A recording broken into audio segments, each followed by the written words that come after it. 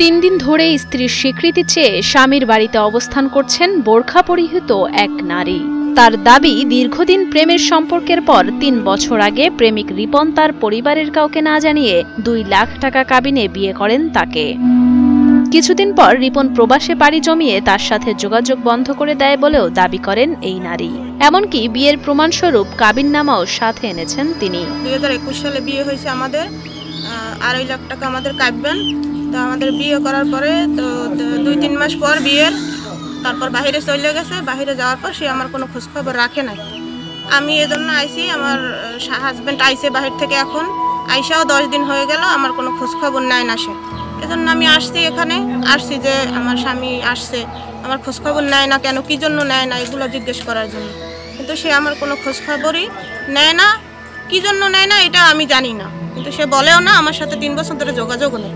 স্ত্রীর স্বীকৃতি দাবি করা চম্পা বেগম ঝালকাঠির নলছিটি উপজেলার ভবানীপুর এলাকার বাসিন্দা।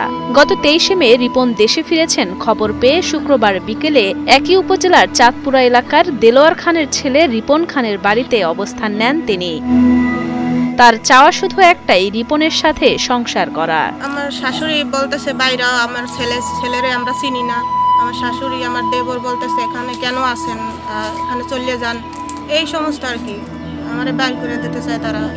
এই ঘটনা এলাকায় জানাজানি হওয়ার পর নানা কৌতূহলী সৃষ্টি হয়েছে এলাকাবাসীর মনে। রীতিমতো স্ত্রীর স্বীকৃতি দাবি করা নারীকে দেখতে রিপনের বাড়িতে ভিড় জমিয়েছেন অনেকে। তবে কি না করছে এটা আমরা জানি না কিছু।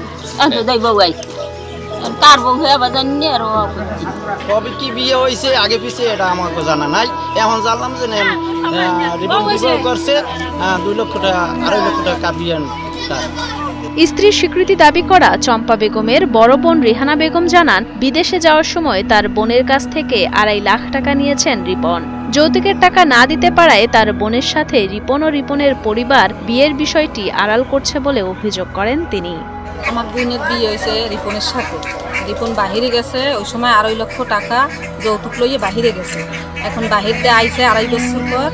এখন আবার আমার বোনে ওর বোনের খোঁজখবর নেয় না, কিছু নাই। আমার বোনে উঠছে মায়ের দৌড় করে, শাশুড়ি শ্বশুরে দেওরেরা জামাই খোঁজখবর নেয় না, সবাই হুরন গামা লইছে, আরো 2.5 লাখ চায় এই জন্য। বিয়ের বিষয়ে কিছুই জানেন না বলে জানায় রিপনের পরিবার। আর অভিযুক্ত রিপন খান বলেন, সালিশি ব্যবস্থার মাধ্যমে বিষয়টি সমাধান করা হবে। আমার ছেলে বিবাহ করিয়া বিদেশ চলে গেছে, আমি জানি না। 6 মাস হয়েছে না 1 বছর হয়েছে জানি না। মেম্বারে আমার দ্বারা একদিন খবর কইছে, বলাইয়া যে এইভাবে হয়েছে, এই জানতে পারছি। এখন যে বউ আইয়ে উঠবে, বউ আইয়ে উঠতে পারে পোলার কাছে, আমি তো জানিও না চিনিও না। আমার লাস্টটা মনে করেন ডিসিশন তো সবকিছু ওখানে বলা হয়েছে, ঠিক আছে। বাদ বাকি মেম্বার আছে, চেয়ারম্যান আছে, এরা বইলে মনে করেন সমাধান করবো, বাস এতটুকুই। বিয়ের সত্যতা প্রমাণিত হলে 2 পরিবারের মাধ্যমে সালিশ বৈঠকে বিষয়টি সমাধান করা হবে বলে জানান ইউপি সদস্য নান্নু মিয়া। রিপনের বিবাহিত স্ত্রী, কাবিয়ান করা স্ত্রী, সে তার বাড়িতে, রিপনের বাড়িতে আসছে।